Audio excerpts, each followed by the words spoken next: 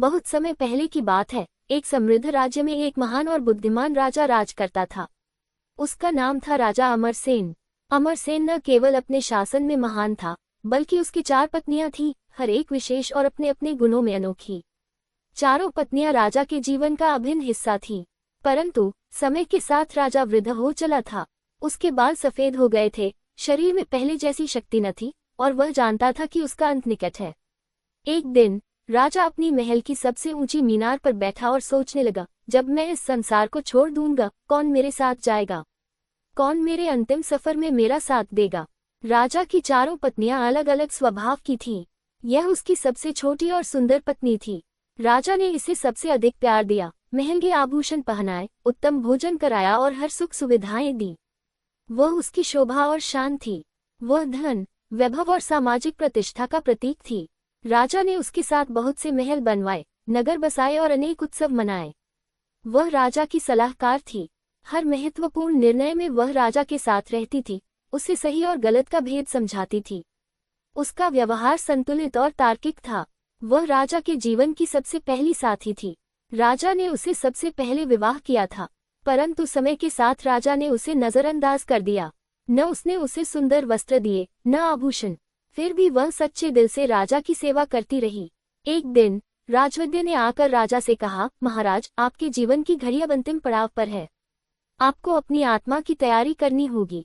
राजा चिंतित हो गया। उसने चारों पत्नियों को एक एक करके बुलाया। राजा ने सबसे पहले चौथी पत्नी रानी सौंदर्या से पूछा, क्या तुम मेरे साथ चलोगी जब मैं इस संसार से विदा लूंगा? रानी सौंदर्या ने उसकी ओर देखा और कहा, राजन, नहीं, ये तो असंभव है। जैसे ही आप जाएंगे मेरा जीवन बदल जाएगा। मैं तो किसी और के साथ विवाह कर लूंगी। राजा को बड़ा आघात लगा।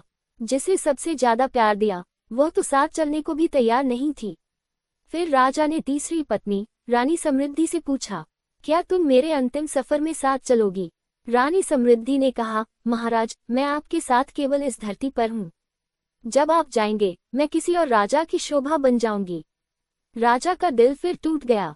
फिर राजा ने दूसरी पत्नी रानी बुद्धि से पूछा, क्या तुम चलोगी मेरे साथ?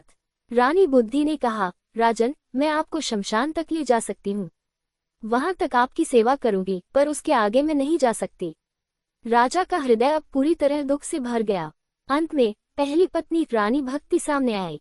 उसने धीमी आवाज में कहा, राजन, मैं हमेशा से आपके साथ थी, आज भी हूँ और मृत्यु के बाद भी रहूंगी। राजा की आंखों में आंसू आ गए। मैंने तुम्हें सदा नजरअंदाज किया, फिर भी तुम ही मेरी सच्ची साथी निकली।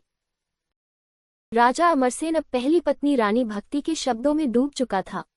उसकी आंखों से पश्चाताप के आंसू बहने लगे। वर्षों की उपेक्षा, उदासीनता और अनदेखी आज सब सामने आ गया था। मैंने तुम्हें कभी वो सम्मान नहीं दिया जो देना चाहिए था। तुम्हारे साथ कभी एक उत्सव नहीं मनाया, न कभी तुम्हारी सेवा का मूल्य समझा। और आज जब सबने साथ छोड़ दिया, केवल तुम हो जो मेरे साथ चलने को तैयार हो।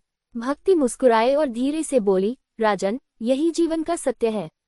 जब मनुष्य संसार में होता है, वह रूप, वैभव और बुद्धि के पीछे भागता है, परंतु अंत समय में केवल उसकी आत्मा यानी उसका भक्ति और कर्म ही उसके साथ जाते हैं।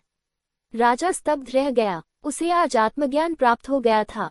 राजा ने उसी क्षण निर्णय लिया, अब अपने अंतिम समय को सच्चे अर्थों में उपयोग में लाऊंगा। उसने राज्यसभा को बुलाया और कहा, मैं अब संन्यास लेकर आत्मा की शुद्धि हेतु वनवास को प्रस्थान कर रहा हूँ। मेरे बाद मेरा बड़ा पुत्र युवराज धर्मसेन राज्य संभालेगा। वह न्यायप्रिय और विद्वान है। राजा ने अपने समस्त धन, आभूषण और सुख सुविधा का त्याग किया और केवल भक्ति के साथ हिमालय की ओर निकल पड़ा। वन में राजा ने संतों की संगति में रहकर ध्यान, साधना और आत्मचिंतन किया। उसे अब समझ आ गया था कि जीवन की असली संपत्ति कौन है, न सुंदरता, न वैभव, न बुद्धि, बल्कि सच्ची निष्ठा, सेवा और आत्मा की भक्ति। एक दिन एक संत ने राजा से पूछा, राजन, आप आज इतने शांत, पूर्ण और संतुलित कैसे हो गए?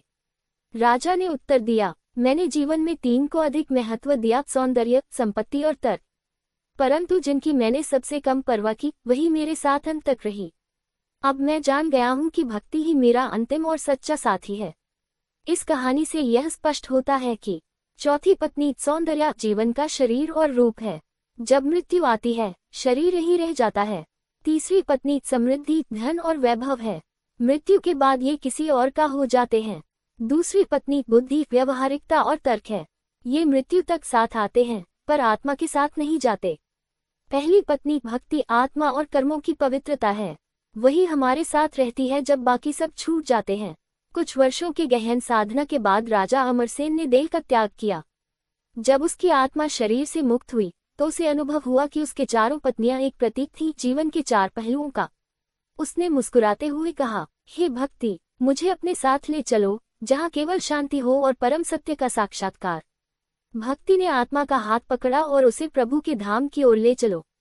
निष्कर्ष, 4 पत्नियों की सच्चाई केवल एक कथा नहीं बल्कि जीवन का आईना है। हम में से हर कोई अपने जीवन में सौंदर्य, वैभव और तर्क को प्राथमिकता देता है और आत्मा व भक्ति को नजरअंदाज करता है।